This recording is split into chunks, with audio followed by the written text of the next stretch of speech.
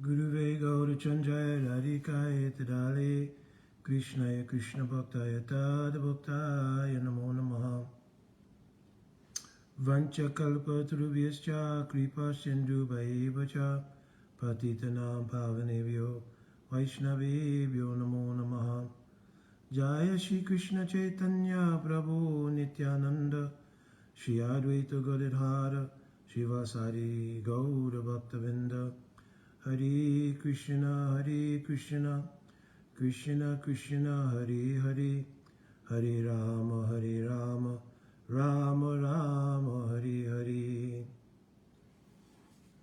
Dandavat Pranam devotees. So I'm trying to complete as many of the question and answer sessions as I can.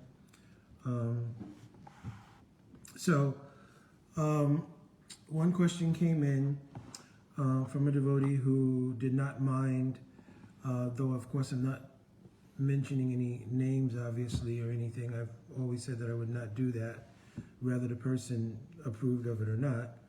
But in this particular case, a devotee simply said that they didn't mind having it answered as a question and answer session.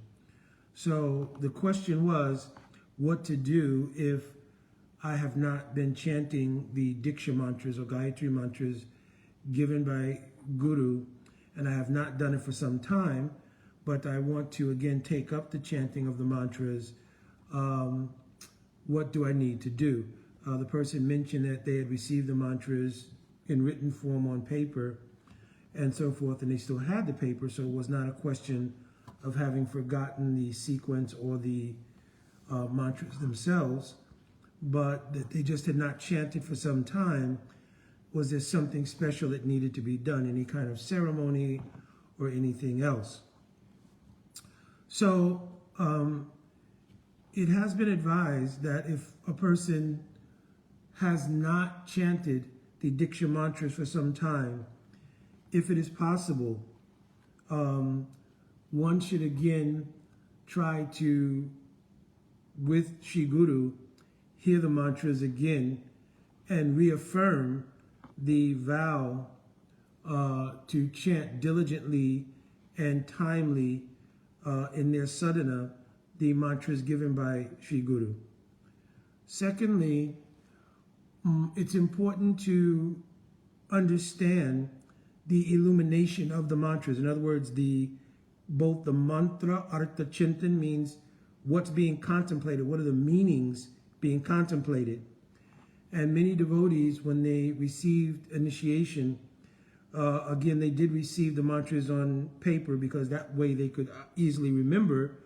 But if at the time of receiving the mantras, the artha or meanings were not given clearly, or the illumination, the rahasya of the mantra was not given, and equally, if not more important, the dhyan of the mantra wasn't given, then you need to inquire about receiving those things. Because the mantras are meant for a particular purpose. Divya Gyanam Hyanto Shimanti Mantre, Bhagavad Swarup Gyanam Tena, Bhagavad Sambandha Visesh Gyanam Schal. Srila Rupa Goswami Pad is written in Bhakti Sandarbha that the nature of the mantras received at the time of Diksha, they give Divya Gyan. It is that very Divya Gyan which the jiva, from time without any beginning, has been absent from. They've not had this Divya Gyan. In Paramatma Sandarbha, Jiva Goswami is mentioned, Anari Paramatatva Gyanam Samsara Gabhava Maya. So, Samsara Gabhav means that from time without any beginning, the Atma of the conditioned jiva has been void, so to speak, of Paratattva Gyan. This Paratattva Gyan means, who am I, who is Bhagavan, and what is the relationship? So when we receive Harinam from Shri Guru, then we are receiving the Shabda Vigraha of Shri Radha Krishna. It appears first as the Shabda Vigraha, and when our bhakti comes to maturation somewhat, then we realize Purnasudo Nityamukto Abhinatvam Nama Namyo, that this Shabda Vigraha is not different from the actual Vastu Vigraha, means the actual form of Radha and Krishna. So then the maturation should also bring about what is my relationship with Radha and Krishna. So that comes both from the content of the Hari Katha heard from Shri Guru and sadhus, and also from contemplation of the mantras given at the time of Diksha. So it is very important not only to hear the mantra again if possible, but certainly you want as much the illumination on the mantra, which means again the rahasya and the dhyan of the mantra. There was a time, maybe due to volume of disciples, maybe due to institutional consideration, so many different things may be there, but the process of the Diksha initiation became, or seemingly was more ceremonial. That, and the reasoning behind receiving second initiation was more or less an increase in seva, that now one would be eligible for cooking, doing Takaji seva on the altar, and giving a class or something. So there are many things which were externally attached to the idea of receiving, quote, second initiation or Diksha. So, but the real bhajan sadhan, the real reason in bhajan and sadhan for receiving Diksha is that Guru is giving relation to Radha Krishna in the seed of the Diksha mantras. And in the kram, from Guru to Gaur to Radha Krishna, then Sambandha, Abhideya, and the Prayojan is present. Not only in the overall structure of the mantras, but in each mantra, or in each Gayatri rather itself. So there's the beads, the mantram, then there's the Gayatri. So we have to have some understanding of exactly what the Diksha mantras are. Because if not, again, which is, you know, what you expanded on in your statement or in your letter or question, was that you had not chanted for some time and you did not fail to stop chanting your rounds, which is really good. Harinam is the essence of everything. But to have relation with Harinam and to understand Harinam and to understand the mature manifestation of Shabda Vigraha as Vastu Vigraha, then it's very important to take shelter of the Diksha mantras, right?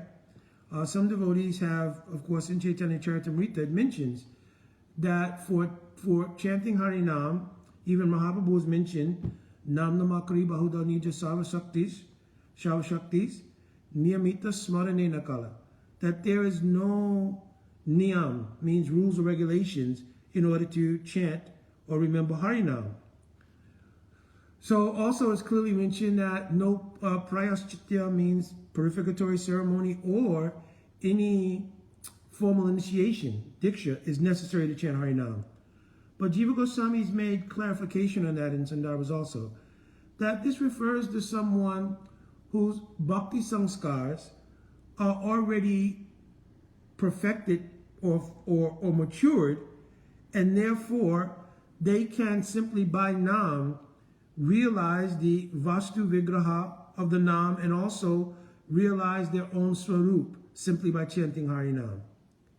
For those of us who have undergone the process of practicing bhakti from Adoshara, Tata Sadhu Sangha, Bhajana Kriya, etc., in Bhajana Kriya, the necessity to both receive and to chant according to the appropriate rules and regulations, the Diksha mantras, is what gives us that relation. So I've emphasized this a couple of times here, that this relationship is paramount. You cannot realize Radha and Krishna without having relationship to Nam. Other than that, you can go on chanting for many, many lifetimes, and if this relation does not develop, then the Sukriti fal from Harinam will be there, the Bhakti Unmukhi Sukriti will be there, but what that will do is give you an opportunity, if you take it, to have Sadhu Sangha. And then in the association of the Sadhu, then the true nature of Harinam and the mantras leading to relation with Nam can be revealed. Then the process of bhajan can be taken up in earnest based on that transmission from Sadhu Guru to the aspirant. So it is important to, if you did not mention clearly, so I don't want to conjecture, but if you don't have an ongoing continued relationship with Guru, but you still maintain the idea, this is my Guru, still you should approach that person humbly and beg that, Gurudev, can you please, again, this is a revealing of the heart. Guyamakiti Prichati, in the exchange of lakshan of Vaishnavas, is that one, especially to Guru, there should be no secrets. One should reveal one's heart to Shri Guru, especially in the matter of pursuing bhajan life. One should reveal one's heart, I have this struggle, I have that struggle, because then Gurudev can facilitate the necessary kripa in order to give potency to the bhajan practice, which would then eradicate or alleviate those particular problems. Because anarthas, tendencies towards sinful life, all these different things are eradicated by the Kriya Shakti in bhajan. That's why it's called bhajana Kriya. So the Kriya Shakti in bhajan is what removes anarthas, sinful tendency, all of these things. So that sort of Shakti is coming from the relationship with Sri Guru. Sri Guru is the Paramasvatantra Bhagavad Bhakta Jatakripa Mangaludai. They are the repository of Bhagavan's mercy, and they are the dispensers of that mercy. Granted, Paramasvatantrata means they're given independent power by Bhagavan to do so. So you want to get that kripa, and by that kripa of Guru, right, then whatever thing is problematic in executing the bhajan, and therefore obfuscating the Kriya Shakti in the bhajan to have its effect, that would be removed. So sometimes there may be some sense of embarrassment. Oh, Gurudev, I've not been chanting my Diksha mantras, or sometimes I have not been chanting Harinam, or I'm having this problem with lust or anger, or too much material absorption or something. So that embarrassment is also healing, right? Jisamanas kamam dukko darakams chagarayan. It's written in 11th canto Srimad Bhagavatam that the mood of repentance, the mood of remorse in the inability to execute bhajan life properly is helpful to bhajan, right? As long as you maintain the faith. Jata sharo mat katteshu nivigna savar kamashu vedatukatmanam kamam paritagyopi anishvaraha. The preceding verse to the one I just chanted is that a person, once they have faith, especially they develop faith in the Harikatha of Bhagavan, right? Because Harikatha, what it does is it takes emphasis off of our self-interest. Self-interest is the greatest enemy in the pursuit of bhakti, because self-interest covers the entire spectrum of everything which is pratikul, means unfavorable, for exclusive anukul seva to Shri Radha Krishna Mahaprabhu.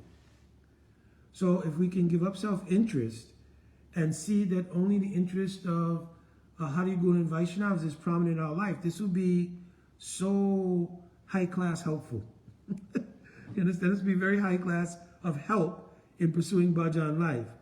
So in order to do that, we have to hear the Harikatha of Bhagavan, because if you start to hear the Harikatha of Bhagavan, then seva vritti, aspiration for seva to Bhagavan, grows.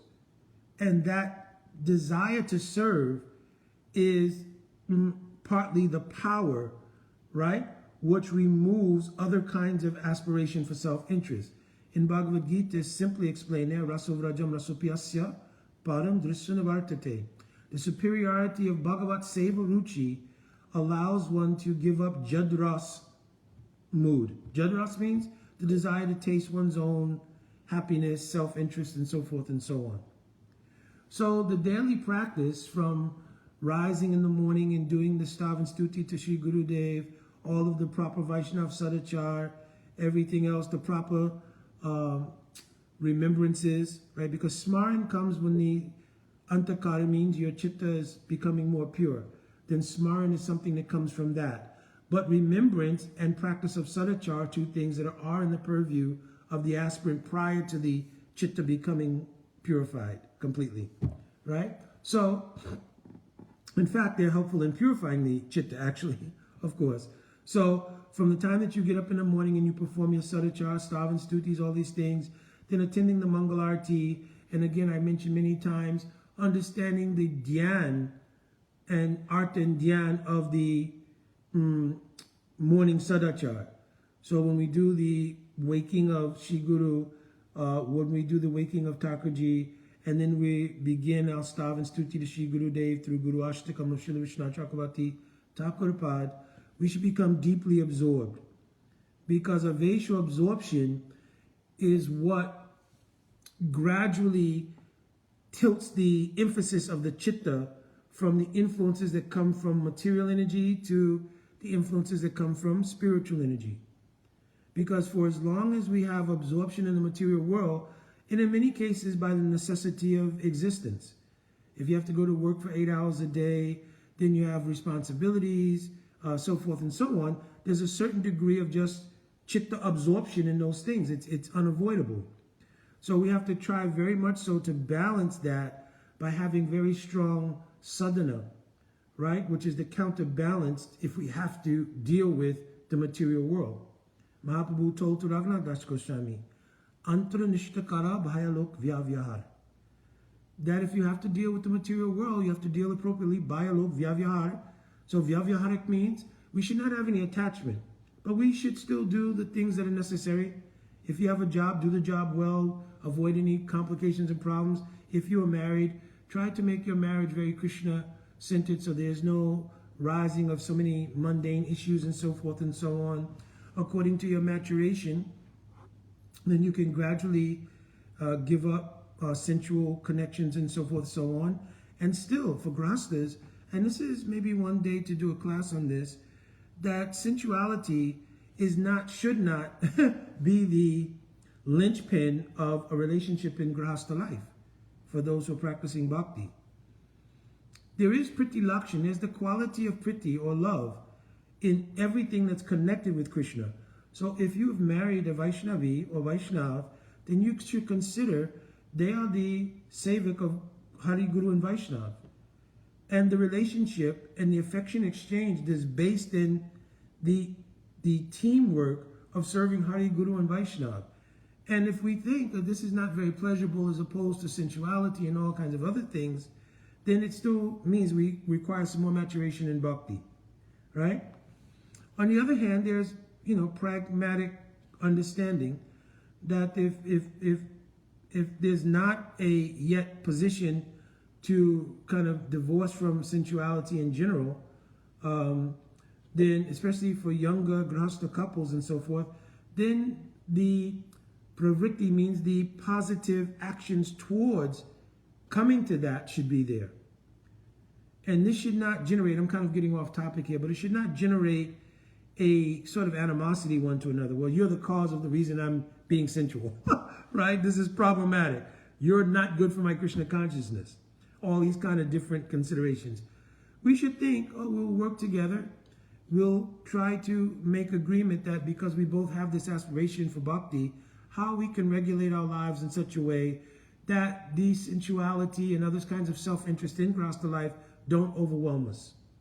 And then gradually as maturation comes and having deep faith in Guru and the practice of bhajan, then gradually these things will organically work themselves out. But only when the bhajan sadhana is done with a sense of consciousness. It's called Krishna consciousness.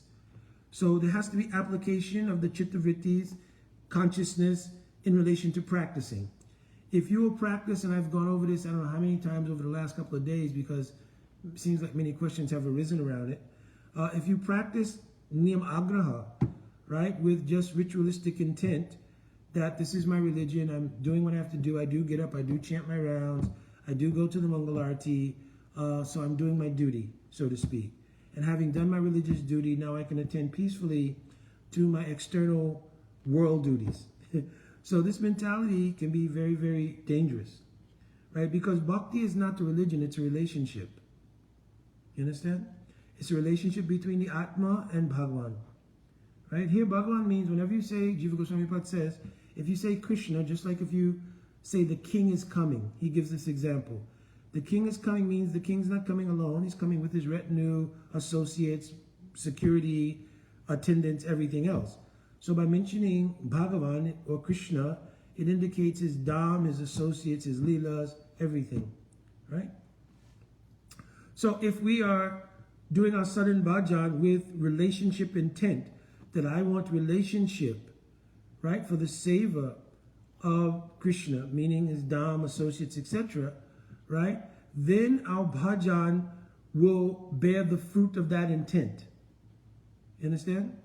Just like some people, they buy artificial flowers because they don't have any intent to create a relationship with a plant, where they have to constantly nourish it, nourish it, water it, make sure it gets sun, make sure it has proper soil treatment, all these. That's a relationship, right? So in the same way, bhakti is a relationship.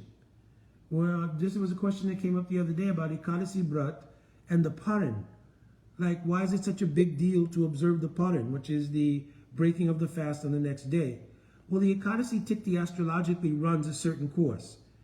And the reason we're following the Ekadasi Brat, there's so many, obviously, narrations in Puranas given about the benefits of following Ekadasi. Most of them speak to benefits within the realm of Artha, Dharma, Kam, and Moksha. But for those who are practicing bhakti, then Bhakti Vinod Thakur has written Madhava Tithi, that Ekadasi is Madhava Tithi. It is the day for the Upavas, means coming closer to Radhakrishna Yugal Mahaprabhu. You understand? Therefore, we take that day to increase hearing, chanting, and we give less attention to bodily needs and all of these kinds of things.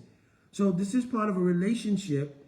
It's not part of simply a vrat or vow, and therefore, well, I'm ritualistic. Well, I know on this day I followed Ekadasi. I know we're supposed to break it at this time, right? This is a statement of relationship intent. You can look at Ekadasi like this. This is a statement of I love you, right? This is a statement. I love Bhagavan. I want to serve Bhagavan. And therefore, the Adivas, the day before, the actual Ekadasi, and the Paran on the Dwadasi, all become part of this statement of intent of love and service. So the Ekadasi is not simply a ritual followed in the course of the practice of bhakti on the 11th day of the waning and waxing moon. It's a statement of intent of love. You understand? So our whole bhajan process should be like that. And the Diksha mantras are integral to that. So if you're chanting with mantra artha chintan, and you understand nyas, these are the things that constitute what's called vidvadrudi diksha. Vidvadrudi means the actual substantive spiritual reality in something. To be conscious of that, that is called vidvadrudi. Being conscious of that is vidvadrudi. You understand? The absence of that is called anustanic practice. Anustanic means something that's done daily, right? But ritualistically. I'm doing this every day because I'm supposed to do it. It's dharmic. It's my duty. When I joined, they told me I had to do this, right? So we should try to intensify bhajan sadhan life by having intent and emotional content investment. So emotional content investment means by hearing Harikatha, a abhilas comes in the heart. I want to serve Krishna like that. And that desire should be the fuel in your shraddha. It means the fueling mechanism in your shraddha to move forward in deep practice of bhajan life in pursuit of that goal. You understand? And therefore desire to understand clearly the practices will naturally arise. Yeah, I want to be clear. Am I doing this? Is it right? Is it correct? Not only externally, but internally, am I applying myself correctly? And also the thing is, when you do that, then the reciprocation from the Kriya Shakti, the Swarup Shakti of the practice, reciprocates. And then if you're practicing with intent and intunement, not only intent, but intent and intune. Intune means you have to be listening for the reciprocation coming from the practice. But in many cases, we're practicing with the idea, well, I'm just too fallen. this is not really going to happen, right? But I believe in it, and I don't want to do something else. But I'm really, come on. I'm really, in this life, I'm going to realize what is my relationship with Krishna. I don't know. I've got too many materials. So what we do is we subconsciously become the doer in the negative paradigm. In other words, we start thinking, I'm controlling bhakti, and by what I'm doing, what I'm thinking, bhakti is really going to happen, right? I can't affirm that in the positive sense that by doing this, bhakti is going to come. But I can certainly affirm that, yeah, I still got material desires. Yeah, I still, have this thing, I still have that thing. So, yeah, I'm not expecting anything to really come out of chanting except the fact that I fulfill my duty, and there'll be a sense of mental peace that I did at least do what I was supposed to do, right? But actually, it minimizes, first of all, the reality that bhakti is independent. Bhakti is not dependent on us. Nitya Siddha Krishna Prema Sadhya Kabunoi Shravanari Suruchite Karya Yudoi. Bhakti and the goal of bhakti, the sadhya of bhakti, is not dependent on your sadhana, it's dependent on kripa. So it also then would bring into doubt, my Gurudev is being merciful to me. So many things will arise if you don't apply attunement and intent. So intent is what I mentioned earlier, emotional investment, everything. And attunement means listening for the reciprocation of your practice. Now, there's two ways of doing that improperly. One way is called imposing, and the other is reposing. So I've spoken about this before. Imposing is that I want to impose by kalpana, imagination, something on the bhajan. I'm diligently practicing, therefore something should be happening, and I'm going to push it to happen. So I'm going to start imagining certain things related to the practice. So obviously that can lead to prakriti sahajabad, and that's not good. The other thing is reposing, which is what I mentioned earlier also. No, I'm too fallen. I've got a lot of material desires for boy. No, I can't. This is, So what we're doing is we're either trying to control bhakti from one angle or from another angle. Bhakti is completely independent, right? It's mentioned, Vikridam Rajavarubiridam Chavishnu Sharanvinunu Anushunu Yadvanayatyaha Bhakti Param Pratilabhya Kamam Vidrogam Asu Achadena Dira. So here it's mentioning Bhakti Param Pratilabhya. Bhakti is coming via the Kriya Shakti invested in the practice by the kripa of Bhagavan Shrimati Radhika, Nityananda, and Guru Parampara. The potency is coming, right, by their kripa, and the sadhana is invoking their kripa. What happens as a result of that bhakti coming is not in our control. But because we're so used to being under the influence of ahamkara, the very word ahamkara means aham, I am, karana, the cause, and karata, the doer. Right? So you put that on top of one upadi. Upadi means like some material designation. I'm so-and-so, born to so-and-so family, living in such and such place, with this kind of mentality, this kind of etc., etc. And then you add the ahamkara. So now this idea, I'm always the doer. Even in material life, Bhagavad Gita is saying, Prakriti kriya monani gunai kamani savasha ahamkara vimudatma. It is the bewilderment of ahamkara that makes us think we're the doer, even materially. Things are going on according to the modes of nature. We only have aspiration. That aspiration is given sanction by super soul. Then the three modes of material nature are acting along with karma and so many different intricate patterns, and that's what's happening. We're not the doer even materially. So spiritually, parasanagati, part of the meaning of anukulasya sankapa pratikulasya vivajana, rakshishiti vishwasho goptrave varanam tata. So goptrave varanam tata means to see Krishna as my maintainer. This doesn't mean only materially. Spiritually, bhakti coming from the bhakti shakti means Srimati Radhika. That is what controls bhakti. If you read the 11th canto, it mentions bhaktya sanjatya bhaktya. Bhakti is coming from bhakti. It's not coming from the sadhana of the jiva. Sadhana of the jiva is meant to invoke kripa. You understand? And to position oneself to receive kripa. So we cannot control how bhakti will take its effect. So don't repose and don't impose. Do sudden bhajan. What will come into your heart container, your heart mandir, Hridoy mandir, or your transcendental patra means container, by the mercy of Hari, Guru, and Vaishnava, then you should receive that, be very grateful for that, intensify bhajan to illuminate that further, and also keep it in the Hridoy mandir. My Guru Pada Padma used to always mention that what we receive from the mercy of Bhakti Devi and Bhakti Shakti and from Guru Sadhu is like camphor. You know, if you expose camphor to the air, the open environment, it withers away. So if you want to keep that fresh camphor, and especially like sometimes you use camphor in a deep, means like a light, you keep that inside the heart. So not being very anxious to try to explain to any and everyone what it is you're realizing.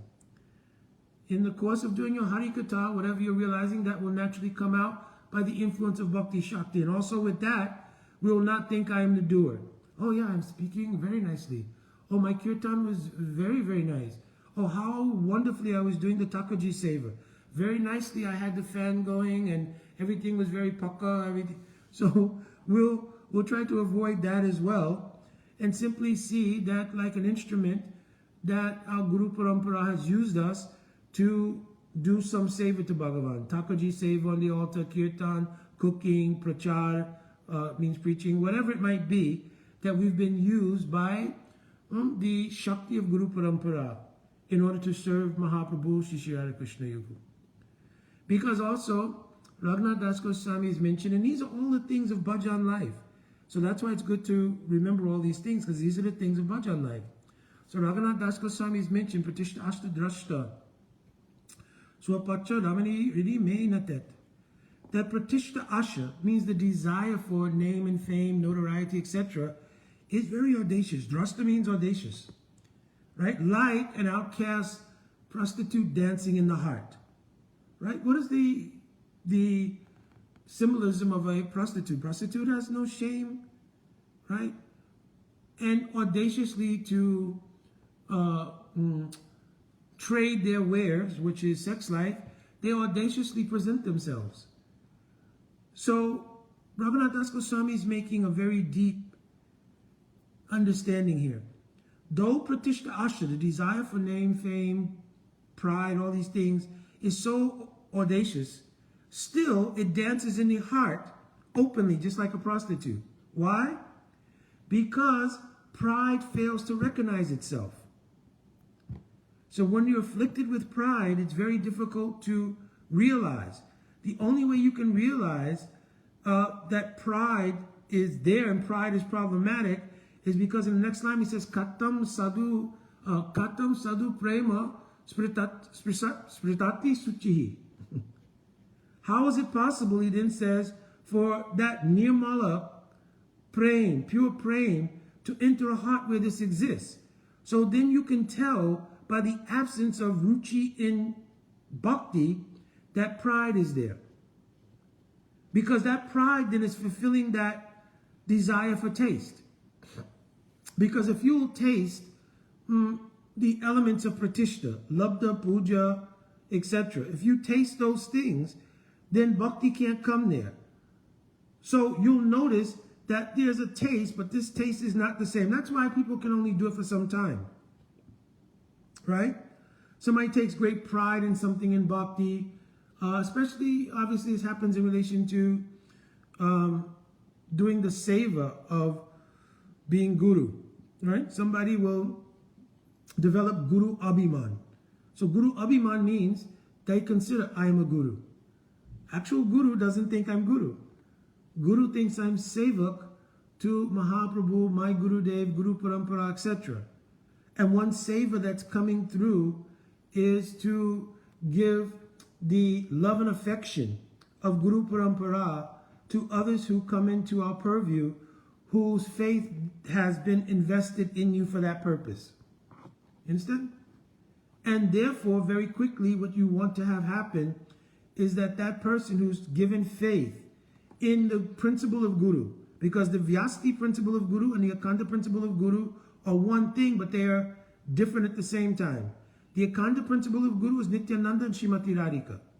The Vyasti principle of that Guru is the individual Guru. So the person has not come to you to give you their faith for you to taste. They've given faith for you to serve Shri Radha Krishna, Nityananda Prabhu, Srimati Radhika. Therefore, all you've done is become like mailman. To give bhakti according to what you've received in your patra from Guru Parampara, and then to take the reciprocation of their faith and deposit it at the lotus feet of Guru Parampara for the pleasure and service of Akanda Guru Tattva Nityananda and Srimati Radhika. So if you have the idea, I am Guru, and you try to taste the rewards of that shraddha people are investing, then you become a thief. And because I had a former profession in law enforcement, you know, there was always an idea, we always catch the bad guy. It doesn't happen really, but anyway, but in spiritual life, everything is absolute. So when you have this kind of mentality, eventually it comes out, right? So, and also the big thing is that you cannot have ruchi and bhakti like that. Because again, katam sadhu prema sprisati suchihir nanu manaha. Raghunath Das Goswami saying, how can this pure prem come in the heart that is affected by this pratishta asha? You understand? So, I think I got a little beyond the purview of what the original question was, but the idea here is that if you have not chanted your Diksha mantras for some time, then definitely you should approach Sri Guru and try to have Sri Guru. And if Sri Guru does not repeat the mantras again, at least Guru can give blessing. Yes, you should again take up the chanting. And again, my suggestion is that you should beg to Srila Gurudev for the rahasya and the dhyan of the mantras, because partly the reason you may have stopped chanting in the first place is because you could not get reciprocation from the mantra. Because it starts to become, okay, I have to chant, and especially because it has to be done at certain times of the day, under certain conditions, unlike Harinam, then, you know, more effort and everything seems to have to go into it. And therefore, there's the idea, well, what is this anyway? I'm chanting Hare Krishna, right? And this whole thing about, you know, this pretty esoteric thing about the sun god and this thing, right? So no, you need to go and get clarity on the mantras, what's the actual meaning of the mantra. Then you'll be able to see the synthesis between the Diksha mantras, Harinam, Harikatha, and everything else about the practice. Part of the problem is that devotees can't make that connection of the dots between what's in the mantra and what's in their practice. So once you understand that, that becomes a big illumination. And then when you do the dhyan of the mantra, it becomes supportive of your Harinam, supportive of your practice overall, and then some reciprocation is taking place, and therefore one will not give up chanting their Diksha mantras. One will very faithfully honor that. Also, one last thing is that devotees sometimes mention, because it's written in Chaitanya Charitamrita, that the Diksha mantras, they retire at the time of our maturation in bhajan, when we're coming into bhava, vasta, etc., and only Harinam is necessary. So I had a discussion with a sannyasi, very nice devotee sannyasi, very good preacher, and very mature devotee. And we had this discussion. He was asking this question.